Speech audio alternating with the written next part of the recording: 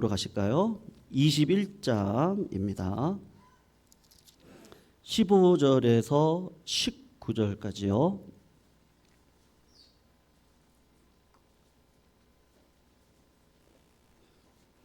요한복음 21장 15절에서 19절까지입니다. 우리 교독으로 읽도록 하실까요? 15절 제가 먼저 읽습니다. 그들이 조반 먹은 후에 예수께서 시몬 베드로에게 이르시되 요한의 아들 시몬아 네가 이 사람들보다 나를 더 사랑하느냐 하시니 이르되 주님 그러하나이다. 내가 주님을 사랑하는 줄 주님께서 아시나이다. 이르시되 내 어린 양을 먹이라 하시고 또 두 번째 이르시되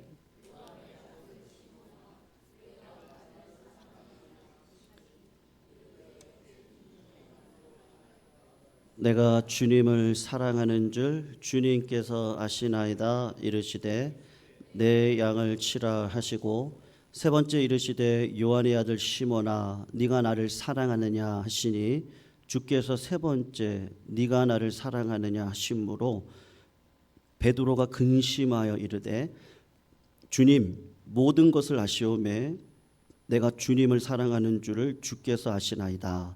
예수께서 이르시되 내 양을 먹이라.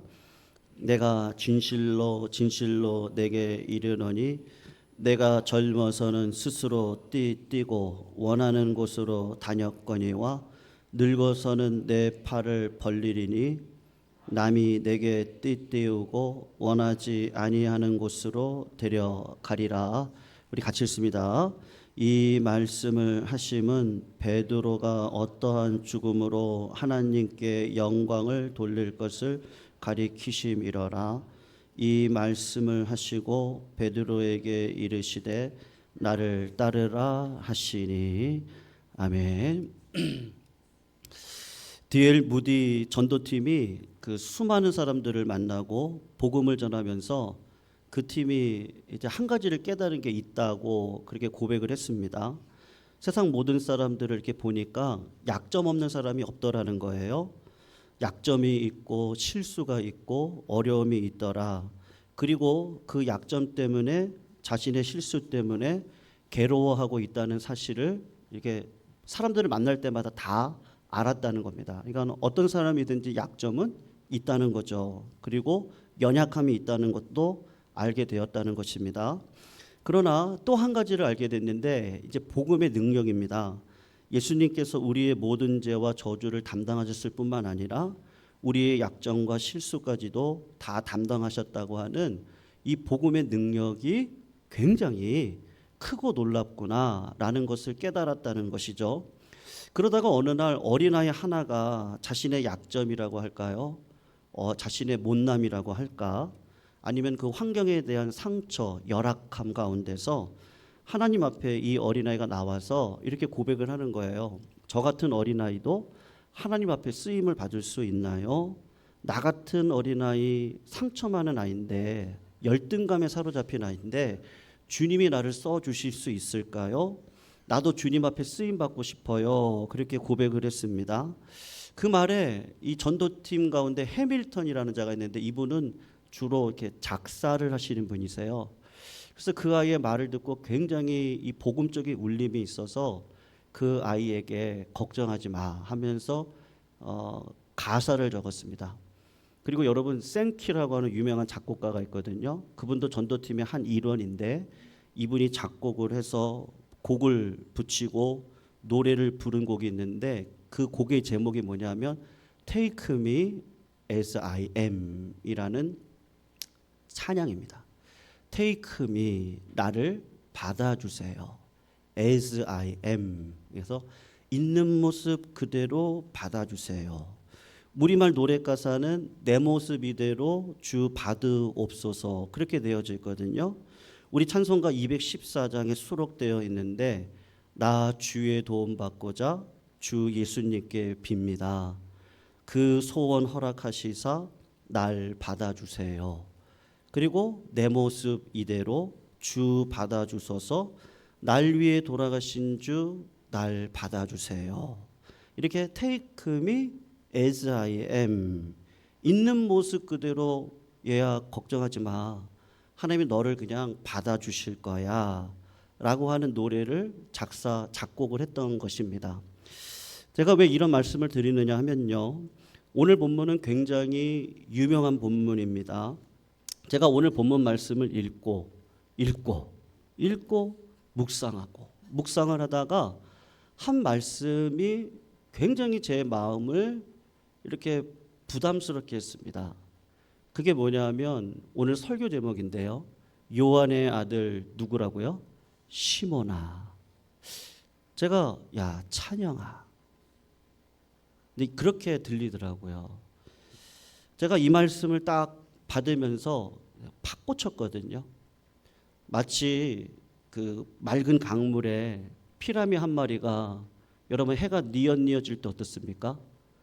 탁 하고 튀어오릅니다. 그러면서 해가 지는 그 붉은 빛을 확 받으면서 반짝하고 그 개울가로 뚝 하고 떨어지는 걸 어릴 적에 많이 봤거든요. 근데 이 말씀이 살아가지고 적혀 있는 말씀이 아니라 피레미처럼 꿈틀꿈틀거리더니 팍 하고 뛰어 올려가지고요, 성령의 빛을 딱 받고 반짝하면서 제 심장에 와서 딱 꽂혔는데, 그 말씀이 뭐냐면 찬영아, 시몬아. 손에도 한번 자기 이름을 넣어서 한번 불러봐 보세요. 찬영아. 왜 안 하세요? 한번 불러보세요. 시몬아. 왜 이렇게 속삭이세요? 찬영아. 자기 이름을 넣어가지고 한번 이렇게 한번 불러보세요. 오늘 주님이 굉장히 이름을 불러주는 것만으로도 은혜가 되더라고요. 그러니까는 그냥 있는 모습 그대로 이 본문이 사도 베드로의 위임식인데 하나님께서 너의 있는 모습 그대로를 쓰실 것에 대한 이게 내용이구나. 근데 그 스타트가 어디서부터 시작이 되냐면 시몬아, 이 이름을 부르는 것에부터 주님의 마음이 여기 딱 들어가 있구나. 그거를 마음 가운데 하나님의 은혜를 주시더라고요. 여러분, 요한의 아들 시몬의 원래 이름은 뭐죠? 뭐예요? 베드로잖아요. 베드로요. 베드로라고 이름을 바꿨던 적이 있습니다. 원래는 시몬은 갈대라는 뜻이었는데 하나님께서 그의 이름을 바꾸셨던 사건이 마태복음 16장에 있거든요. 16장에 가면 예수님이 제자들을 이끌고 어디로 가시냐 하면 가이사랴 빌립보라고 하는 곳으로 갑니다. 근데 이 가이사랴 빌립보는요, 저도 가서 봤는데요, 가이사랴는 황제의 이름이고 빌립보는 그 당시 분봉왕의 이름입니다. 그러니까 우리가 동탄도 새 도시잖아요. 동탄이라는 도시도 새 도시고 지금 평택이라는 곳도 완전히 천지개벽을 했잖아요. 그러니까 계획 도시를 이렇게 짓지 않겠습니까? 근데 이 지역을 계획 도시로 지으면서 이름을 뭐라고 이야기를 했냐면 동탄도 뜻이 있고 평택도 뜻이 있는 것처럼 황제의 이름 가이사랴를 놓고 그 당시 분봉왕 빌립보를 이름을 넣어서 도시 이름을 지었다는 거예요. 그러면 여러분 그 도시 이름을 보면서 어떤 의미가 있겠습니까? 황제가 가지고 있는 특별한 의미가 있을 거라고요. 그 당시 로마의 황제는 신이나 다름없는 분들입니다. 그러니까 황제를 신으로 섬기고 분봉왕 빌립보가 그것을 치하하는, 그래서 가이사랴 빌립보라 이름을 칭한 거예요. 왜 예수님이 굳이 제자들을 데리고 황제를 신으로 모시고 그 신전의 위용함이 드러나고 있는 가이사랴 빌립보로 굳이 들어가서 예수님께서 제자들한테 이렇게 물어보시는 거예요. 세상 사람들이 나를 누구라고 하느냐? 이제 그렇게 물어보는 거죠. 그랬을 때 제자들이 솔직한 마음은 이렇게 얘기를 하는 거예요. 이 도시에 예수님 그리스도가 따로 있더라고요. 예. 하나님의 아들이 따로 있더이다. 이 도시를 보니까 그렇습니다. 이 도시에 많은 사람들이 하나님의 아들은 저 가이사랴고 고백하는 사람들이 모여서 살고 있는 곳이 가이사랴 빌립보입니다. 그런 사람들만 와가지고 황제에게 충성을 다하면서 살아가는 사람들이 모여 있는 곳이 이곳입니다. 그러니까 제자들이 생각할 때 예수님께서 질문하실 때 너희들 세상 사람들이 뭐라고 그랬던 메시아가 따로 있더이다. 하나님의 아들이 저 황제라고 합니다. 그럴 때 예수님이 제자들한테 이렇게 해요. 그러면 너희들은 나를 누구라고 생각하느냐. 그렇게 이야기를 하는 거예요. 그랬더니 제자 가운데 그때는 이름이 시몬이겠죠. 시몬이 갈대라는 뜻이거든요. 그렇게 얘기를 하는 거예요. 주는 그리스도시요 살아계신 하나님의 아들입니다. 이렇게 이야기를 하는 거예요. 그러니까 황제를 신으로 하나님의 아들로 모시고 살아가는 이 세대 속에 베드로가 어떻게 그런 믿음의 고백을 하냐고요. 그러니까 예수님이 굉장히 기뻤어요. 너무너무 기뻤어요. 그래서 네가 한 그 고백은 너의 그 육신이 하는 고백이 아니라 하나님이 성령을 주셔서 하는 고백이다. 너는 다시는 시몬이라고 하지 말아라. 갈대라고 하지 말고 뭐라고 하라고요? 베드로라고 해라. 페트라. 반석입니다. 반석이라고 해라. 네 고백의 그 반석 위에다가 내가 교회를 세우겠다 하고 아브라함을 아브라함으로 야곱을 이스라엘로 바꾸는 것처럼 시몬을 베드로로 바꾸는 사건이 마태복음 16장에 기록되어져 있단 말이에요. 여러분, 베드로가 그 이름을 받았을 때 마음이 어떻겠어요? 굉장히 좋았을 거예요. 왜냐하면 예수님이 내 이름을 바꿔주셨으니까요. 그 다음부터는 시몬이라는 이름을 부르지를 않거든요. 베드로야, 베드로야, 네 반석 위에 내가 교회를 세울 거야. 베드로야. 그렇게 불러주시니까 얼마나 기뻐요. 나를 하나님이 써주시겠다니까요. 근데 여러분, 오늘 예수님이 평소에는 늘 베드로라고 불렀는데 오늘 그 베드로를 향해서 뭐라고 불러요? 시몬아. 요한의 아들 시몬아. 네. 그렇지 않아도 부끄럽거든요. 왜요? 주님이 잡히시던 날 밤에 그 죽음 앞에 내가 너무 힘들어요. 그래서 주님을 내가 모르겠어요. 부인했어요.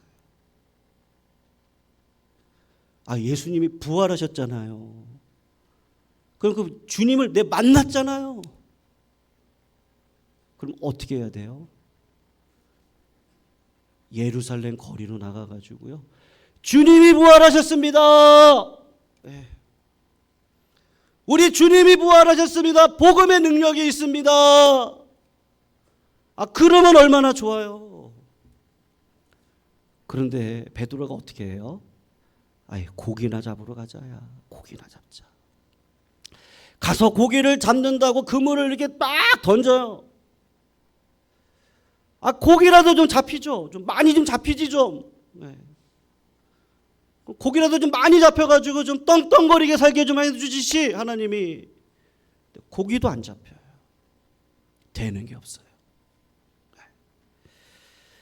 여러분, 베드로는요 제자로도 실패하고 그렇다고 업으로도 실패하고 정말 초라하기 짝이 없거든요. 내 모습을 보면요 진짜 초라하기 짝이 없어요. 내가 도대체 지금까지 내가 주님이 나를 부르셔가지고 나 한다고 했는데 이게 초라하게 짝이 없냐. 뭐 하나 성공한 게 없는 거예요. 여러분. 그런데 주님은 자꾸 뭐라고 부르는 거예요? 요한의 아들 시몬아. 이렇게 부른단 말이에요. 요한의 아들 시몬아. 아이 그냥 한 번만 부르시겠지. 그랬더니 계속해서 요한의 아들 시몬아. 요한의 아들 시몬아. 아 도대체 주님 왜 그러세요? 주님이 베드로라고 나 바꿔주셨잖아요. 여러분 무슨 뜻이겠어요? 주님이 지금 네가 어떤 모습이었지? 너 갈 때 아니냐? 너 흔들리는 갈 때잖아. 너 아무것도 아니잖아.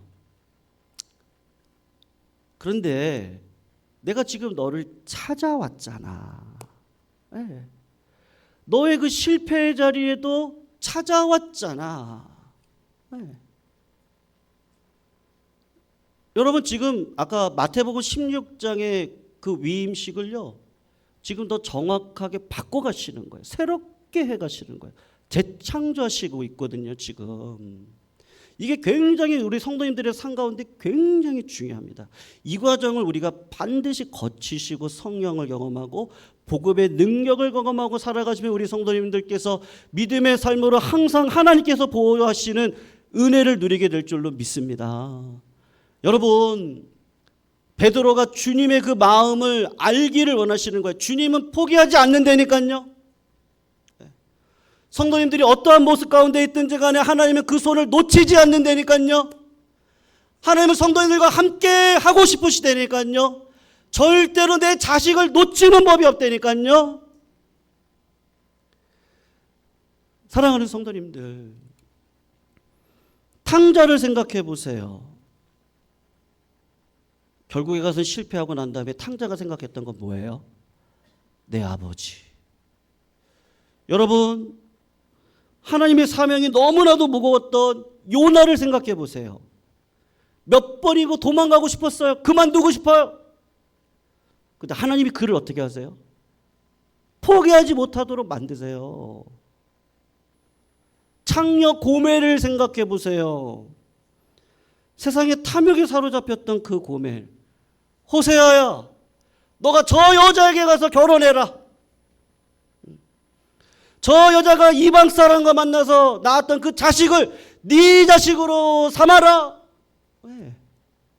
하나님은 구약 시대에도 신약 시대에도 우리를 포기하신 법이 없었다니까요. 그래서 주님이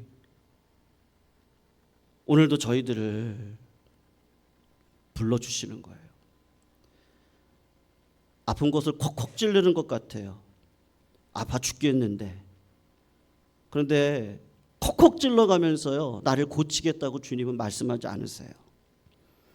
내가 봐도 내가 부끄러운데 발가벗어 세워놓고 그냥 창피를 주면서요.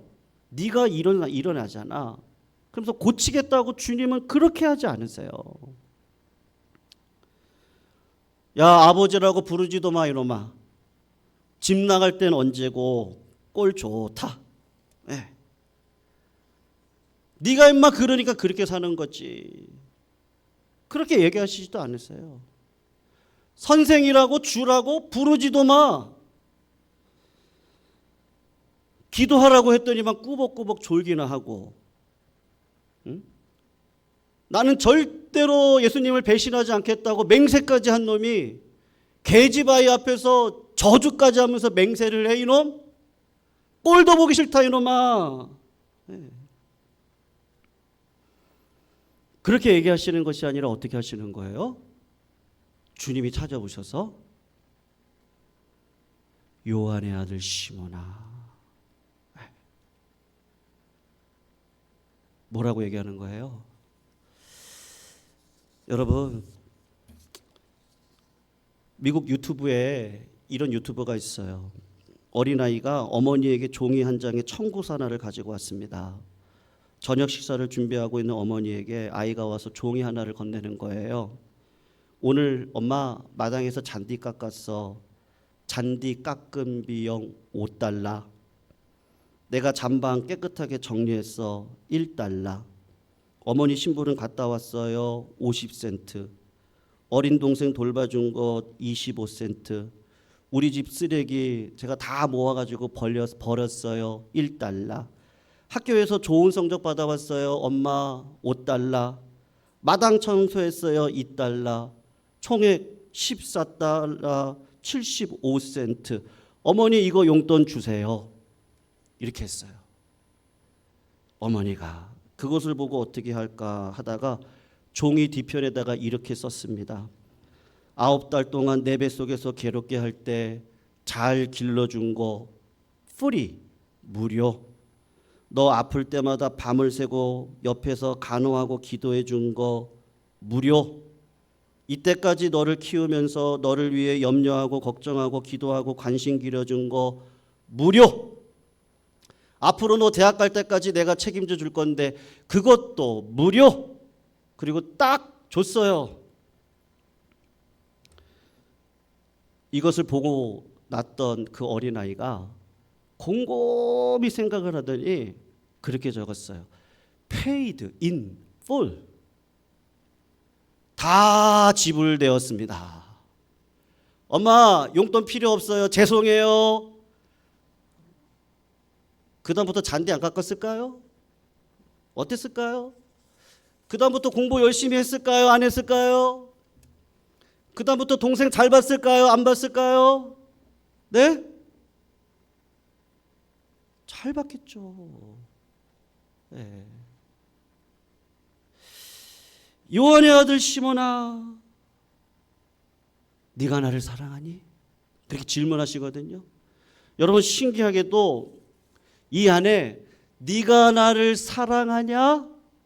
요거를 원문에 보면 뭐라고 얘기하느냐 하면 네가 나를 아가페하냐? 그렇게 얘기를 하는 거예요, 여러분. 아가페는 십자가의 사랑입니다. 베드로에게 베드로라고 하는 사명을 주고 다시 사도로 쓰임 받게 하기 위해서 하나님께서 걸치시는 과정이 하나가 있는데 그게 뭐냐 하면 네 힘으로 십자가를 질 수 있겠니? 그 이야기예요. 네 힘으로 가능하더냐? 그 이야기예요. 인생을 네 힘으로 살아갈 수 있겠니? 그 이야기예요. 너 아가페 할 수 있니? 베드로가 뭐라 그랬죠? 주님, 내가 주를 사랑하는 줄 주께서 아십니다. 그 사랑은 뭐냐면 필레오예요. 친구의 사랑이에요. 주님, 내 사랑은요 친구 간의 사랑밖에 못합니다. 그렇게 얘기를 하거든요. 내 힘으로 안 됩니다. 그 얘기죠. 그래서 주님이 두 번째로 그래요. 요한의 아들 시몬아, 네가 나를 아가페하니? 아가페 할 수 있겠니? 아니요. 나는 주님을 필레오합니다. 그랬더니 주님이 세 번째 질문을 이렇게 바꾸셨어요. 그러면 요한의 아들 시몬아, 네가 나를 필레오는 할 수 있겠니? 주님, 내가 주님을 사랑하지 않았다면요, 제가 그물을 버렸겠습니까? 제가 부모님을 떠났겠어요? 제가 주님을 사랑하지 않았다면 제가 이 직분을 받았겠습니까? 사랑하죠. 근데 여러분, 그 사랑은 내 힘으로는 안 되는 거예요. 주님이 그러고서는요, 오늘 18절을 한번 봐보세요. 이렇게 얘기를 해요. 내가 진실로 진실로 내게 이르노니 내가 젊어서는 스스로 띠뛰고 원하는 곳으로 다녔거니와 늙어서는 내 팔을 벌리리니 남이 내게 띠띠우고 원하지 아니하는 곳으로 데려가리라. 19절 보세요. 이 말씀을 하시면 베드로가 어떠한 죽음으로 하나님께 영광을 돌릴 줄 알고. 여러분, 베드로가 이렇게 보니까 예수님은 십자가 달려 돌아가셨는데요, 나는 이제는 예수님처럼 죽는 거는 수치스러운 거예요. 내가 어떻게 예수님처럼 죽겠어요? 차라리 저를 거꾸로 매달아서 저를 십자가에 달려서 죽게 해주세요. 그 신자의 그 믿음의 자리에 들어갔단 말이에요. 여러분, 베드로의 삶을 쭉 생각해 보십시오. 설교를 했더니 3,000명이 회개하고 돌아와요. 5,000명이 회개하고 돌아와요. 베드로가 병을 낫게 합니다. 안진뱅이를 일으킵니다. 수많은 기적을 베풀었습니다. 근데 그 모든 것들은 제가 지난 주일날 말씀드렸잖아요. 병을 고치게 하시는 분은 누구세요? 하나님이시잖아요. 베드로는 절대로 하나님의 하나님 되심을 놓치지 않았어요. 근데 뒤를 쭉 소환해서 소급해서 보니까 베드로가 진짜 베드로 될 수 있었던 이유는 어디에서부터 시작이 된 거예요? 요한의 아들 시몬아. 거기서부터 예수님이 불러주셨을 때, 그때부터 나는 바뀌기 시작을 하는 거예요. 그러고 보니까요, 한 난자가 어떻게든지 예수님을 보겠다고, 다른 사람들이 너 같은 놈은 꺼져, 네가 무슨 예수님을 봐, 너 같은 세리가, 할 수 없이 뽕나무 위에 올라가가지고 어떻게든지 예수님 보려고 할 때, 그때 예수님이 뭐라고 얘기하시죠? 기억나세요? 삭개오야, 이름을 불러주세요. 예수님이 십자가 달려 돌아가시고 무덤에 묻혔습니다. 이 무덤에 묻힌 예수님에게 어떻게든지 향유를 발라주고 싶어서 예수님의 무덤 곁으로 찾아왔는데 무덤의 돌문은 열려버리고 예수님은 온데간데 없어요. 아이고 예수님, 내가 어떻게 하지? 예수님한테 이 향유 좀 발라드리려고 했는데 우리 예수님 어디 가셨어요? 그때 부활하신 주님이 뭐라고 얘기하시죠? 마리아야. 내가 살아갈 힘이 없어서 주님 앞에 와가지고 오늘도 기도하고 간구하고 기뻐하고 말씀을 구하고 주님의 은혜를 구하는 이 자리에 왔을 때 하나님께서 뭐라고 얘기해 주시죠? 찬양아, 성도님들의 이름을 불러주시는 거예요. 네가 나를 사랑하니? 무슨 말이죠? 나는 너를 끝까지 사랑할 거야. 네. 그런 주님이 이 12월 달에 태어나셨어요. 사랑하는 성도님들, 오늘 어떤 마음으로 오셨어요? 아까 우리 합심기도 하면서 굉장히 오늘 우리가요, 낙심된 마음으로 오실 수도 있었을 거예요. 굉장히 오늘요. 네. 굉장히 힘든 마음으로 오실 수도 있어요. 그리고 여러분, 우리 교회는 겨울이 되면 추워요, 안 추워요? 네. 이상히 발밑이 춥잖아요. 이 추운 가운데서도 저희도 이렇게 예배를 드리잖아요. 오늘도 주님의 그 음성을 들으시기를 주님의 이름으로 축원합니다. 내가 어떠한 마음으로 왔든지 간에 하나님께서는 내 이름을 불러주시면서 내가 생각했던 것보다 더 크고 위대하게 사용해 주실 줄로 믿습니다. 우리 성도님들은 그렇게 복 있는 인생들입니다. 하나님의 영광 가운데 서시기를 축원합니다. 오늘도 주님의 음성이 들려질 때 하나님, 내가 여기 있습니다. 나를 마음껏 사용하여 주시옵소서. 그 자리로 들어가시기를 주님의 이름으로 축원합니다. 오늘 여러분들에게 있던 모든 환난과 어려움은 나사렛 예수의 이름으로 물러가게 될 줄로 믿습니다. 기적은 일어나게 될 줄로 믿습니다. 하나님이 격려해 주실 줄로 믿습니다. 이전 것은 지나갔으니 보라, 새 것이 되었도다. 내 입을 크게 열면 하나님이 채워주실 줄로 믿습니다. 왜요? 주님은 누구의 이름을 아세요? 내 이름을 아시는 거죠. 우리 시간 같이 말씀 생각하시면서요, 탕자처럼 우리 같이 한번 찬양하실까요? 탕자처럼